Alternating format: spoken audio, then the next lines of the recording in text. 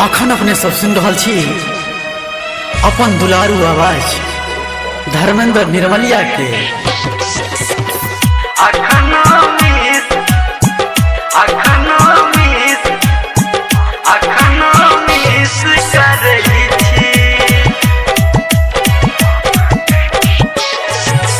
DJ good Madhubani माँ Gayatri recording studio Madhepur चूड़ी बाजार।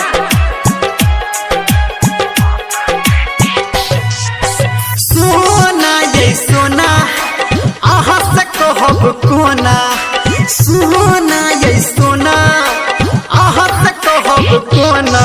हम आहा के पहिला किस अखनो मिस करे छी, ये हम आहा के पहिला किस अखनो मिस करे छी।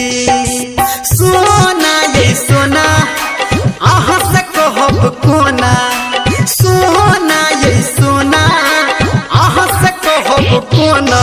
हम आहा के पहिला किस अखनो मिस करे छी, ये हम आहा के पहिला किस अखनो मिस करे छी।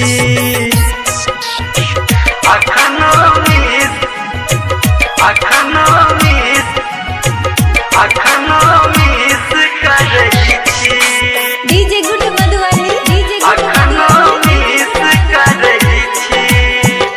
अभी आप सुन रहे हैं सावरिया music.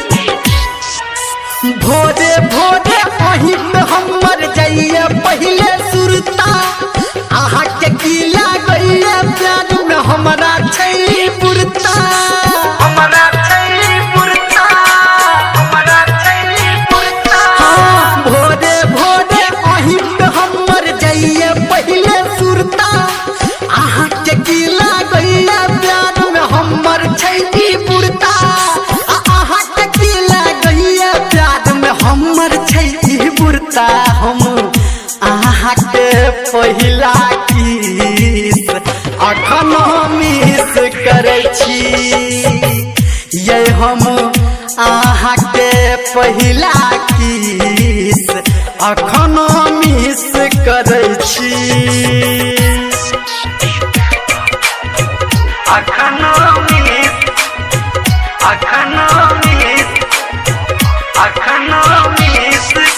DJ good Madhubani DJ good Madhubani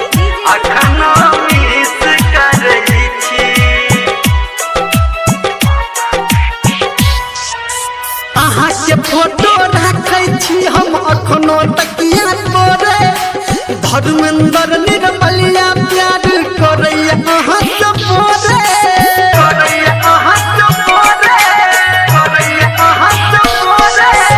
आहा के फोटो रखै छी हम अखनो तकिया तोरे, धर्मेंद्र निर्मलिया प्यार करैया आहा से बोरे। हे ये धर्मेंद्र निर्मलिया प्यार करैया आहा से बोरे।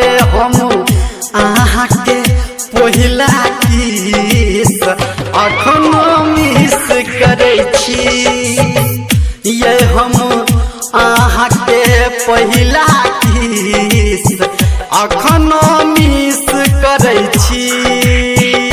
हाँ